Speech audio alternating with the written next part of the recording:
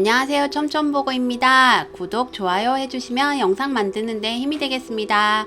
그럼 오늘도 재밌는 영상 함께 보아요. 첫 번째 지옥행 타겟은 문정준. 그의 죄목은 데이트 폭력. 여러분, 2019년부터 2022년까지 데이트 폭력으로 검거된 피의자 수는 30%가 증가했지만 구속수사 비율은 해마다 줄고 있다는 사실 알고 계시나요? 이번 회차 영상을 보면 데이트 폭력이 살인까지 이어질 수 있는 위험한 일임을 더욱 피부에 와닿게 느낄 수 있는데요. 강빛나 판사의 첫 번째 타겟은 차민정을 폭행하다 못해 부모까지 죽이겠다고 살해 협박한 문정준입니다. 강빛나는 피해자 차민정에게 찾아가 왜 처벌 불원서를 제출했는지, 그게 진심인지 아니면 협박을 받고 두려움에 작성한 것인지 사실대로 말해달라고 종용하지만 끝내 차민정은 처음 본 이상한 여자에게 솔직하게 말하지 않습니다. 그리고 차민정을 계속 쫓아다닌다는 이유로 강빛나는 경찰들에게 연행당하는데요. 경찰서에 연행된 강빛나는 한다운 형사를 만나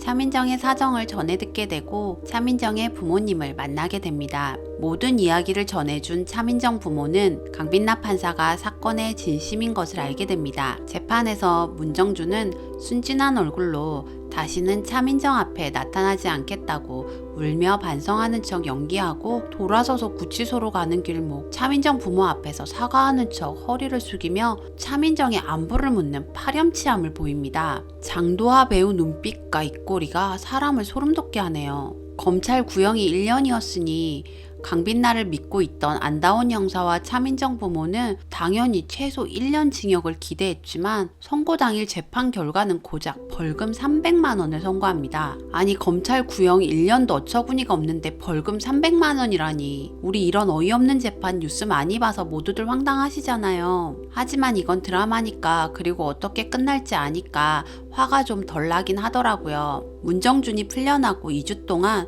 강빛나는 문정준이 범행을 저지르기만 기다렸고 차민정은 두려움에 집 밖을 나오지도 못하며 시간을 보내고 있었습니다. 그렇게 2주가 지나고 안다운 형사와 노봉서 강력 2팀도 안심하게 되고 차민정도 혼자 살던 오피스텔에서 부모님 집으로 돌아갈 결심을 하게 됩니다. 그리고 차민정이 부모님에게 데리러 와 달라고 부탁한 날, 하필 문정준은 차민정을 살해할 목적으로 망치를 들고 차민정 집을 찾아가고 강빛나도 서둘러 본업을 위해 출근을 하게 됩니다. 출소한 문정준은 결국 잔인하게 차민정을 폭행하고 한 번만 더 경찰에 신고하며 부모부터 먼저 죽이겠다고 협박하며 또 올 테니 이쁘게 하고 있으라 하고 차민정을 홀로 남겨두고 자신의 집으로 향합니다. 차민정은 자신 때문에 부모가 죽을 것 같은 두려움에 스스로 목숨을 끊을 결심을 하고 목을 매달지만 다행히 일찍 오피스텔을 찾은 한다운 형사에 의해 무사히 살아납니다. 한편 강빛나는 문정준 집 앞에서 그가 오기만을 기다리고 있고 문정준을 지옥에 보내려던 찰나 한다운 형사와 경찰들이 찾아오는 바람에 계획이 무산되어 버립니다. 법원에서는 재판 이후 차민정을 폭행한 흔적을 보고도 문정준에 대한 경찰의 구속영장 신청을 기각시켜버리고 태어난 차민정은 혼자 살던 오피스텔에서 부모님 집으로 거처를 옮겼지만 여전히 불안 증세에서 벗어나지 못하고 전전긍긍하며 그런 남자와 만난 스스로를 탓하기만 합니다. 마침 함께 있던 한다운 형사는 문정준이 죽었다는 전화를 받게 됩니다. 몇 시간 전 지옥에서 함께 인간 세계로 벌을 받으러 오게 된 6구역 살인지옥 재판보조 발라크 구만도가 차민정 목소리를 흉내내어 문정준에게 전화를 걸고 재개발 지역 한 주택가에서 밤 12시에 만나기로 하면서 드디어 유스티티아의 계획이 실행에 옮겨진 것입니다. 진짜 재판은 살인자가 피해자에게 가했던 모든 범죄를 다시 재현하는 것부터 재판이 시작되는데요. 강빛나는 문정준이 되고 문정준은 차민정이 되어 만남 초기부터의 폭행 모습을 그대로 재현해줍니다. 이 잔인한 스토리를 연출한 의도는